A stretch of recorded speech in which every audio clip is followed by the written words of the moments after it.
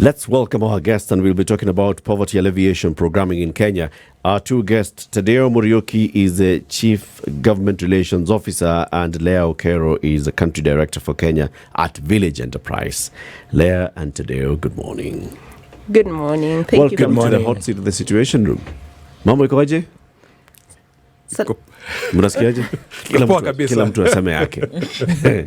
It's a free country. Everybody speak. No, it's exciting to be here and to have this conversation. So I'm really excited to engaging with you guys and having talking about poverty in Africa and in Kenya. It's very important. Yeah. It's very, very important. As you talk about poverty in Africa and Kenya and everything else that's happening.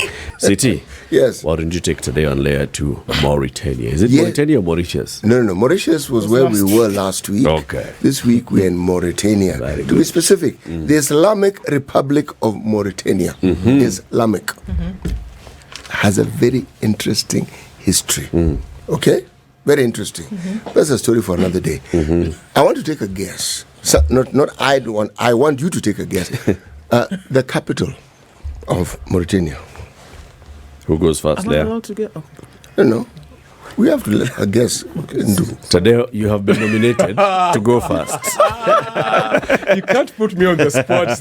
All right. Okay. Tantanarivo? No, you've done very well. That was the other place. So at least that is the Mauritius one. We know. We know. That's actually the other Mauritius called Madagascar one. Yeah. That's the Madagascar. So long as you're within the realms of the Indian Ocean, you're okay. Okay. This one we're actually towards West Africa, Northwest Africa. But that's not bad. Right. It's a good attempt. Leah? Oh, that I'll take a pass. I nominate you. You nominate me? Yeah. Mpe mji. Okay, Nipe Mji. Is it Nukachot? Yes, it is Nukachot. Okay. Oh, wow. Yes. Is it pronounced Nukachot or Nwakchot? No. Yeah? You can pronounce it the How way do you want like, it? so long as you understand that we're talking about the capital and the largest city of Mauritania. That's all right. Once you go to Nukachot, you're doing okay. Naukuchot, you're doing okay. As long as there's chot. Chot at the end of it, you are okay with it. Okay? Yeah. Right, the proverb. Listen carefully, because at the end of the proverb, we'll want you to interpret it. So you need to listen carefully. We will assist you and give you certain disclaimers. But let me read the proverb first. If you watch your pot, your food will not burn. Now, here we're not referring to pot belly, okay? So if you have a pot belly, don't watch it. That's not what we're referring to. All right, let me read again. If you watch your pot, your food will not burn. Your food might. Okay. Okay, now, Taddeo. Yes. Nominate Leah. Let's go first.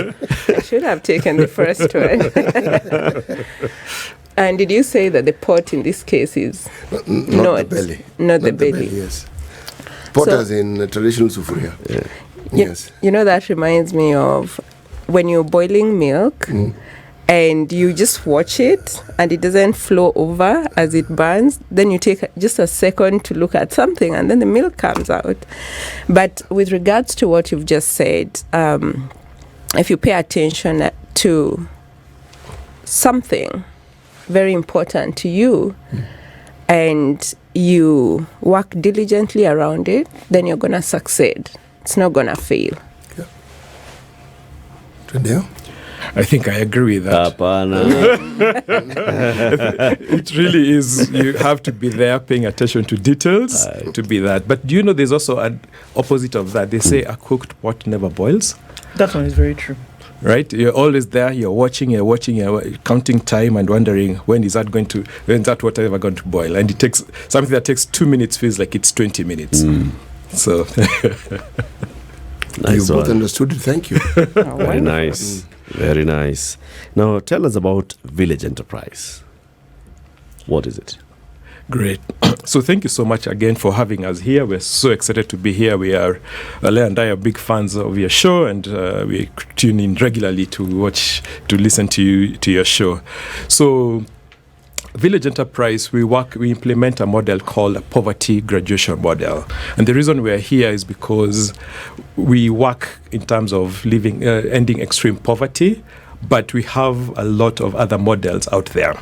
But with the model we implement is a very robust, rigorous model that's been tested and evaluated in different countries, in context. In Kenya, we've been around for a while, and Leah can say how long we've been around. But it's a model that we are really advocating because we see it as, if not the silver bullet, as one of the surest bets to end extreme poverty, not only in Kenya, but also in Africa. And we want to talk more about it. And also one of the ideas we want to do is also really engage together with other partners, primarily with governments, national governments and county governments, to come together for us to work together to be able to use this model to end this really, really big problem that we have that's facing Kenya and the rest of Africa. So we'll get to this model shortly then. Leah, so how long have you been in Kenya? And how many other countries is Village Enterprise? Right. We have been in Kenya for over 30 years, about 33 years. And for this time that we have been in Kenya, we have tried to end extreme poverty using different approaches. But we realized that we needed an evidence base that would help us know that we are actually getting people out of extreme poverty. And we have done a lot of research and evaluated externally to show that when we implement a sequenced, time-bound model that is innovative through entrepreneurship and innovation, then we actually see people getting out of extreme poverty. And I'm excited to talk about how that works. And in terms of the countries that we've been in, so we started in Kenya and Uganda initially, and up until 2021, we expanded to Rwanda and Ethiopia, where we have our footprints, implementing directly and through partnerships with governments and other INGOs and local implementing partners. But then we also work in other countries such as DR Congo, Congo Brazzaville, Mozambique, Tanzania, and hopefully moving to Madagascar in the near future to implement this through other partners. What is this model? Well, so this is the time. Right. So as I said, this is a time-bound, carefully sequenced model. And when I say carefully sequenced, it means that you have to implement one aspect of it before you get to the other. So it is a model that primarily targets the extremely poor populations. And when we talk about extremely poor populations, we talk about people who live below $2.15 a day. And we have noticed that we even get people whose depth of poverty is really big. So they are, most of the time, they're first-time entrepreneurs, or they've never started any business. So we put them into groups and we train them through a well-detailed 9-module training curriculum that is contextualized to meet the needs of the people that we work with. And after training, we help them form the business savings groups, or what is globally known as the village savings and lending associations, and they start saving. And after some time, we help them start businesses. We group them into groups of 3. Sometimes they do individual businesses, and we give them grants to start the businesses. And we just don't do that and leave them. But we have business mentors who are hired from those geographies, particularly from the villages, to hold their hands for about 12 months until they can get out of extreme poverty. And during this time, they mentor them on the businesses. They work with them in business record keeping, ensuring that the businesses that they've started are not failing. And we have seen that after 12 months, these people have a trajectory, a pathway out of extreme poverty. Our data 5 years after they graduate has shown that their incomes continue to grow, their assets continue to grow, and when I talk about assets, these are both productive and unproductive. Productive meaning that if you have a good, it continues to produce and you continue being self-reliant. What about this model works? Because it's not the first time, maybe not even the 100th, that we talk about trying to alleviate extreme poverty. So what about this model work? So much so that 5 years down the line, you can actually see that a model that was introduced is still succeeding, and people who've left the program, or been, why does it work vis-a-vis others that have not? That's true. That's a very good question. One of the things we have to say about this model it's quite different from other models is that, first of all, it's very intentional on who it targets. So we target people when Leah says it's extreme poor. Even somebody on a border, who owns a border to us is a rich person. So we really go into the depths, into villages, into remote areas. We work in places like in West Pokot, in Isiolo, and primarily working with women who've never had any opportunity to make any money, people who are really they are not able to afford a daily meal. They are not able to afford sending their kids to school. So the intentionality of working with people who actually, the bottom of the bottom, the poor of the poorest, as we call them, is one of the things that makes it very, very, very apt for what we are doing. Second, as Leah said, it's also a sequence set of interventions. So we handhold them. So we work together. We give them financial literacy training. We give them business training. We get them into a group that they're able to start savings. This is the first time that they've ever been able to get together as savings. So if you look at the profile of the women who work with us, a lot of them are even shunned by their villagers. And let me just give you a quick example. A few years ago, I remember, we went to a village and we were trying to get people to enroll in our program. And we went to one of these households, and usually what happens is we are accompanied by the village elder to be able to go to these homes because we're new in the village.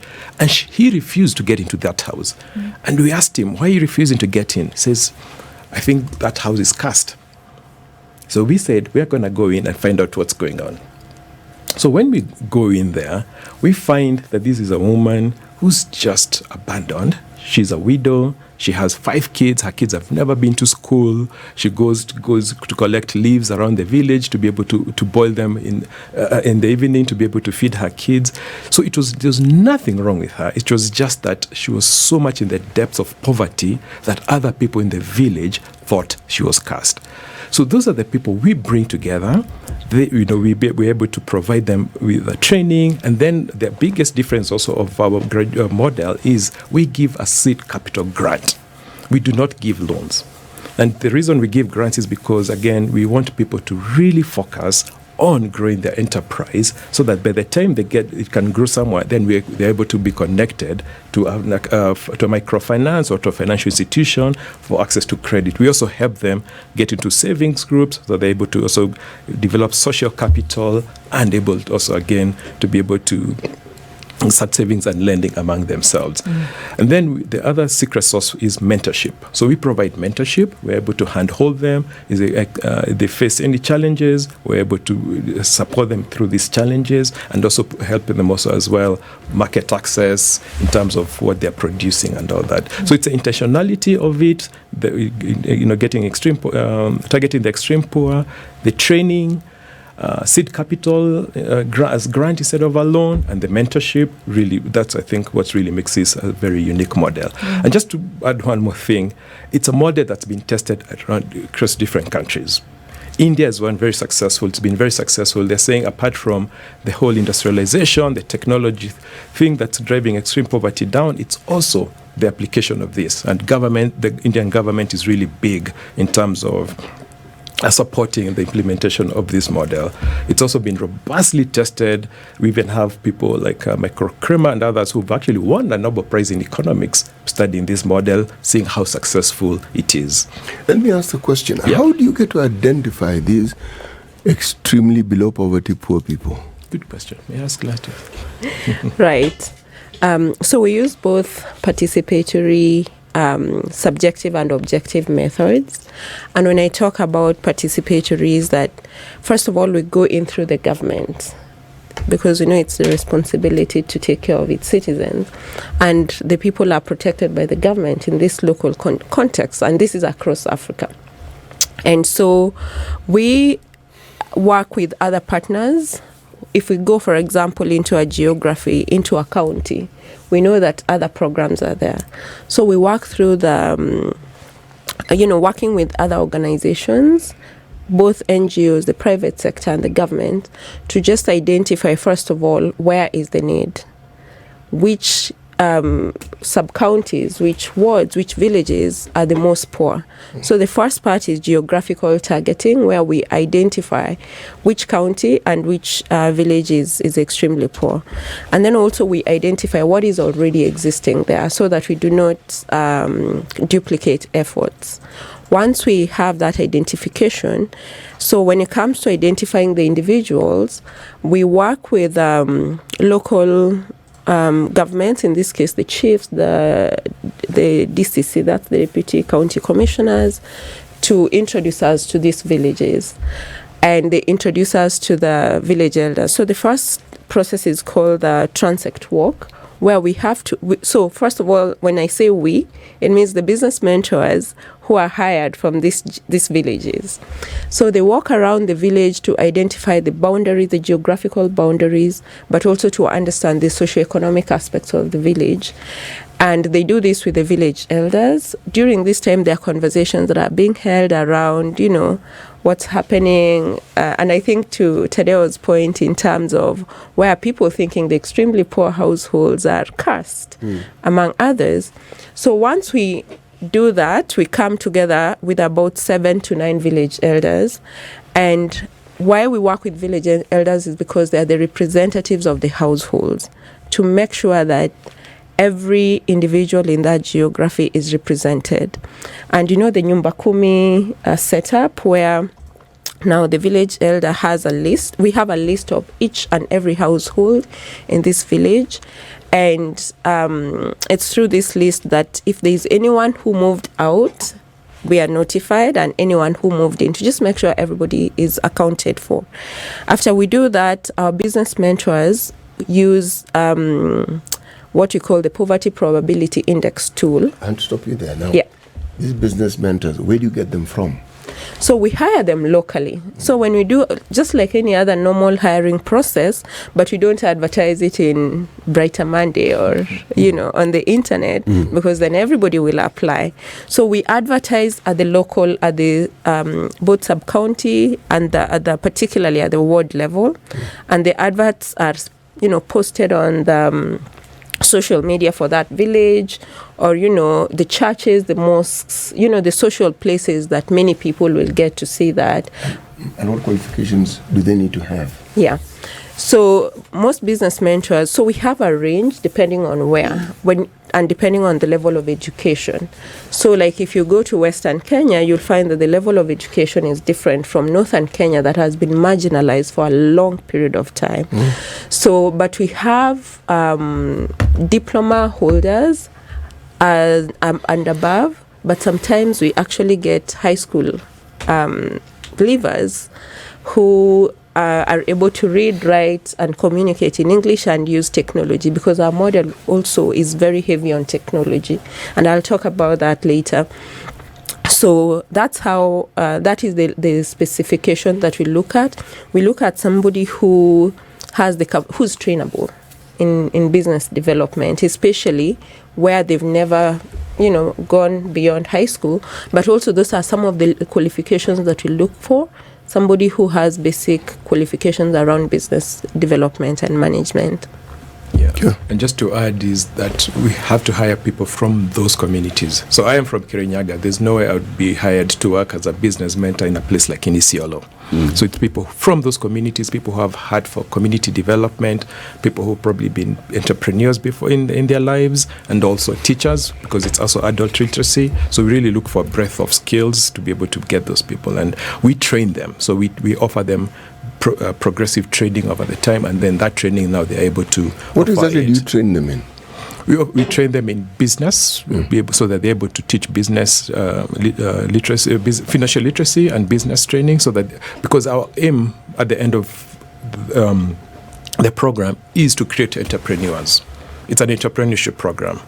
So we're helping the participants or the women in our program to be entrepreneurs. So we support them to start any businesses they want. Okay. So if somebody wants to start a mama mboga, we help them do that. But we help them come up with best practices. So like record keeping. Okay, thinking about where you're going to sell your product, right? Because if you have like 10 of the same things around and everybody's doing the same, where are you going to take it, right? So, and then thinking about how do you maximize your profit, right? Where you're going to buy your inputs and all that. So we train them in different aspects. And then the other thing also, it's huge for us, is financial literacy.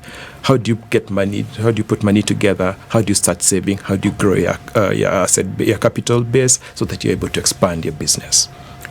Lastly, yes, sir. For now, yes, we always ask the question of what success looks like. But today I want us to start with asking, what does failure look like? What is it that if one looked at the program would say it hasn't quite worked out the way we wanted it to work out? Because the next question that will follow is, what have you learned from it? Because one tends to learn a lot more from failures than from successes. Okay.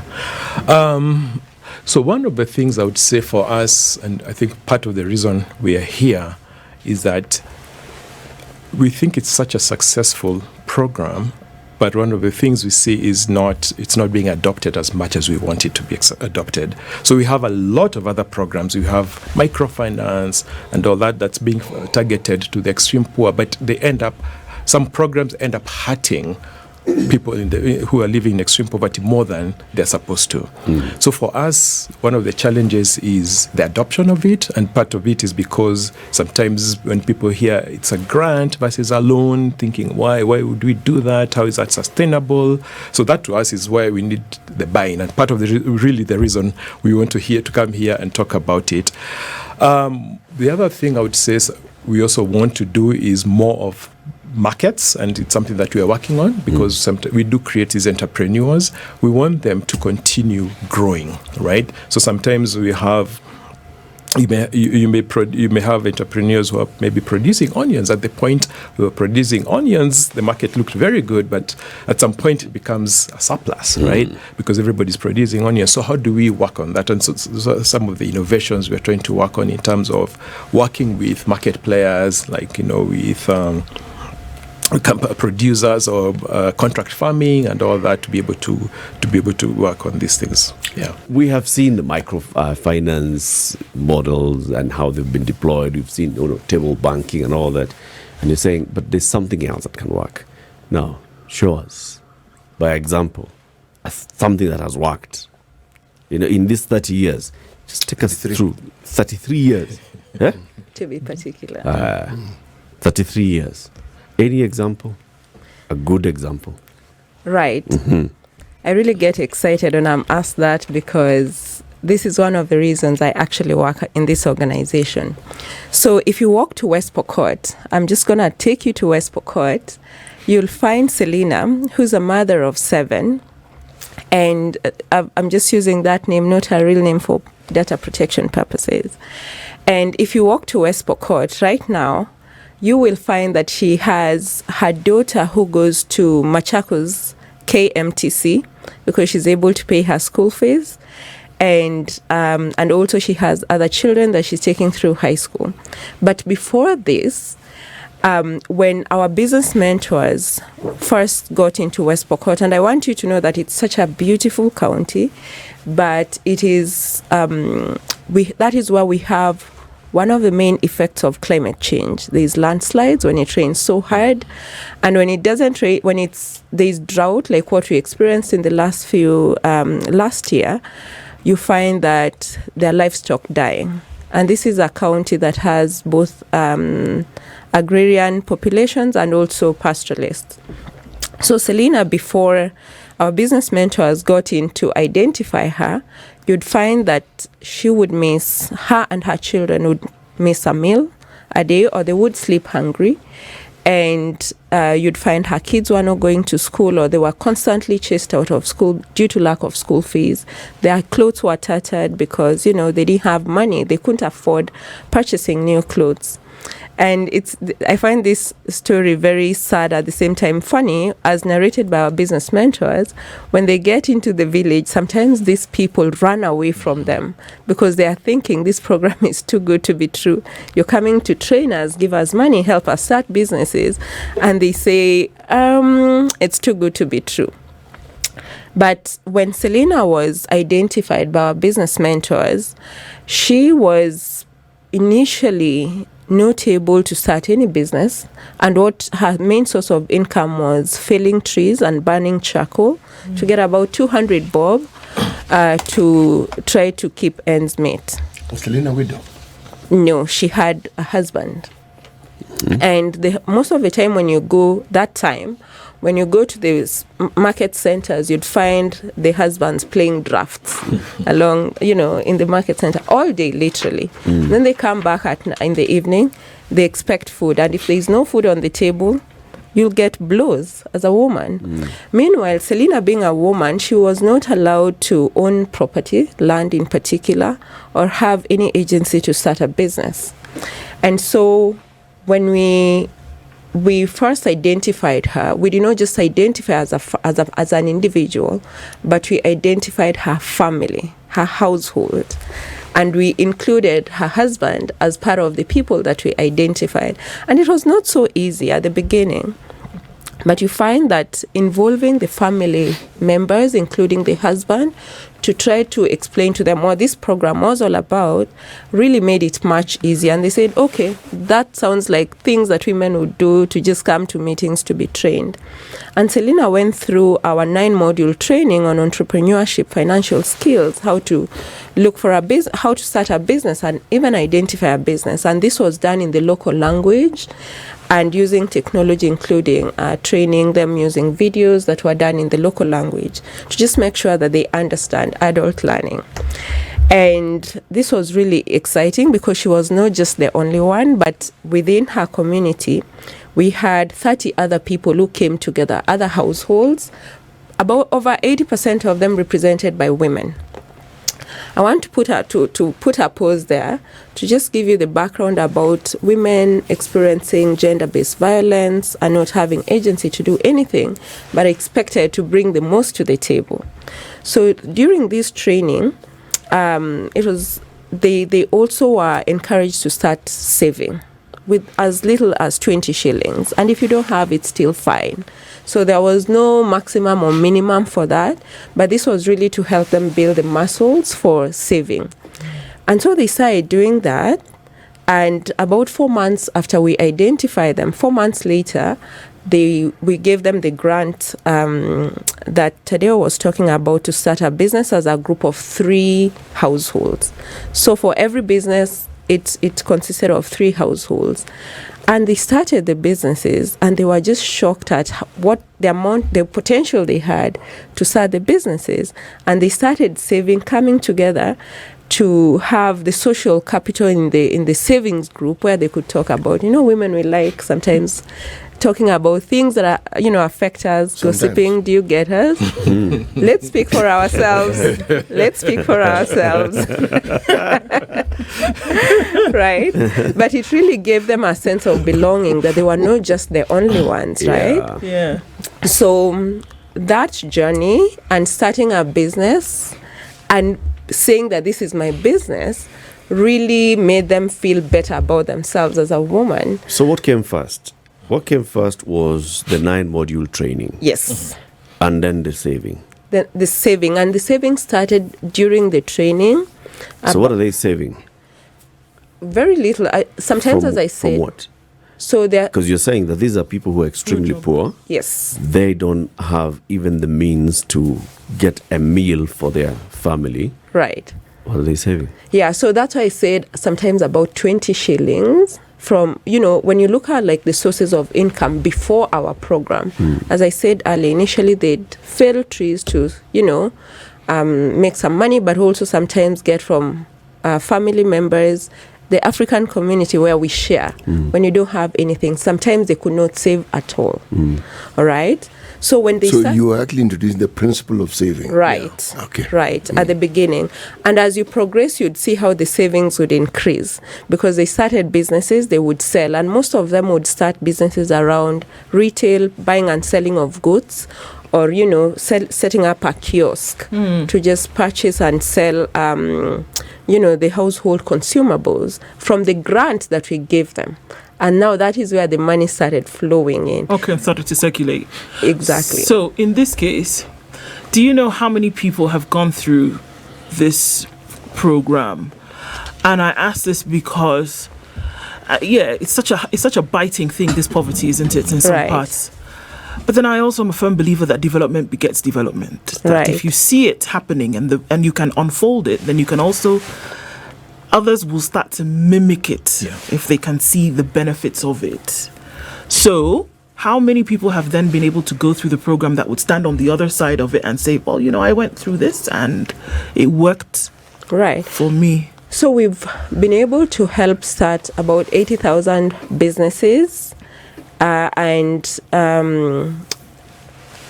about over 200,000 households are benefited, translating to about 1.8 million people being lifted out of extreme poverty over the years. And as you said, you've rightfully said that, development begets development, where others are actually curious about, if I was on the same level as Selina, what is she doing that I can also start doing? And sometimes, as in the African setup, we help each other sometimes. Or if I see you've set up a kiosk, I'm going to set up one next to you, right? So we have seen that. We have encountered the unintended or the spillover. But at least what I can talk about as Village Enterprise, we've been able to lift about 1.8 million people out of extreme poverty. And I think over and above just the money aspect of it, we have seen, Selina will tell you, that there's this name, it's a Leah name that's called Mukasa, which means a village elder, because that has really improved their sense of belonging, well-being, and their social standing in the society. So you see some of these women are becoming peer members, Parents Association members in their kids' schools. They are becoming village elders themselves. In fact, I was with them a few weeks ago, and I was really excited to hear them saying, the love in the home has increased because now their husbands are supporting them do the heavy lifting when they have started businesses around onion farming, in terms of taking that to the market, helping in negotiating for prices at the marketplace. And they just want to support these businesses. So that has also significantly reduced, as reported by our entrepreneurs, reduced gender-based violence at the home, and also increased their sense of well-being. They actually say, no, I can carry a handbag like you, Leah. It's no, dignity. Exactly. Wow. So how many children does Selina now have? She still has 7. She has not added. Well, she Not said that kind of she said the development. love improved. That can be measured in different other ways. That kind of development does not beget more. So what's the connection with government here? How does government come into play? Good question. So we've seen, because of the evaluation, the rigorous evaluations that's been done across different countries, different contexts, we've seen governments saying this is the model that we want to implement. Because, when you think about the numerous livelihood programs or poverty alleviation programs government implements, sometimes it's hard to see the impact. Okay? Sometimes. I have to be very careful with my words here. Okay, let's stay with sometimes. Okay, sometimes. But just over this, thinking about since independence, how much money governments have put in, also how much money donors have put in, right? You find it's very hard to see what's the impact. But this is a model where, as you can see, Leah can clearly articulate, you can track that household since the time that household started being in our program until 10 years later. You want to go there 3 years from now, you'll assess the impact. You want to go 5 years from now, you'll assess the impact. And you can track down to the individual. You can track down to the individual. You can also track down to the village level. You can see the really the impact at a meta level. Which is why I was asking. Yes. How government is involved in all of this, because Yes. if it's a brilliant model. It is. How are they involved? And So one of the things government is, and we've actually been working with in the Kenyan government, is there's a program they're calling the Kenya Socio-Economic Inclusion Project. So that is it's a money funding that they've gotten from the World Bank. Again, World Bank being very interested in this model, they've been able to provide funding to the Kenyan government, and we've been able to help the Kenyan government. First of all, we started helping them in the implementation phase, where we implemented and they were able to shadow us. But now government has taken over, and it's implementing this in 5 counties. So it's doing this in Makueni, in Taita Taveta, in Murang'a, in Marsabit, and Kisumu. And the whole plan is to really have government being able to implement this. So we're calling it a cash plus. Government is huge in terms of social protection, where they've been offering cash transfers, and cash transfers are really good, right? Because they're able to provide needs for the short-term needs, right? They're what we call consumption smoothing. But what next? How do you help people to graduate into what we call sustainable livelihoods? And that's what government is looking at. So if we continue giving this cash every month, and maybe it's not that much, 2,000 shillings, how are you going to ever get that person out of the situation they are in? So government has come up with this program, and it's really working well. It's still in the pilot, and Village Enterprise is really supporting in terms of that. The other place we're also working, and we really see we're going to be successful, is we're also doing some work with the county governments, particularly right now with Makueni and Taita Taveta. And I have to say, the excitement is very palpable. You can tell, we've met with the governors, we've met with the local leadership there, and they're very excited about this program. So it's still work in progress. So right now what we're trying to help, especially at the county level, is develop policies to be able to inform budget allocation, one. The second one is in terms of helping them develop a monitoring system, because you also do not want to just start programming and then you're not able to see what kind of activities are our participants undertaking. What's the impact? Okay. So one of the things when we talk to the county government, they're saying, we have all these plans, like an empowerment fund, or national government had like the women's empowerment fund, but they said when you look at the people who are applying for that, they don't necessarily the extreme poor. So there was a gap, and that's why we come to fill in. So we come and support them so that they're able to lift them in a way that now they can be able to access some of these funds and expand their capital base.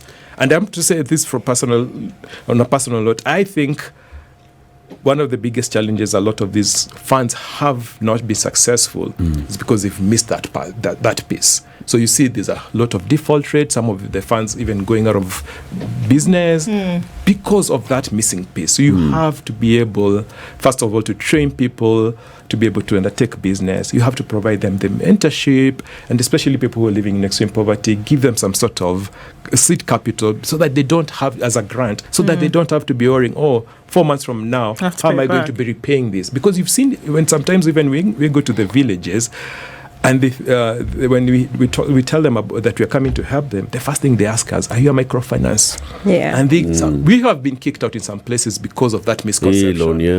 Hii loan yetu ile najua jirani yangu alikuwa na ng'ombe imechukuliwa. Some microfinance institutions even go and pull the mabati roofs. Yes.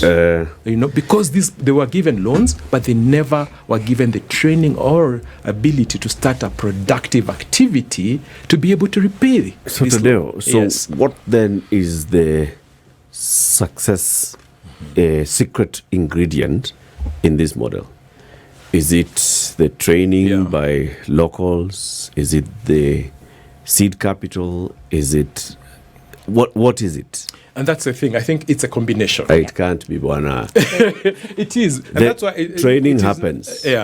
Access to capital happens. Okay. Mentorship happens. I'm sure there are many organizations that will tell us, we go into a community and we mentor and we handhold the people and we show them business and we train them on bookkeeping, on the basic bookkeeping. All those things happen. Yeah. But how many organizations, first of all, target the extreme poor? One. Then, after you do the training, you give them a jumpstart grant.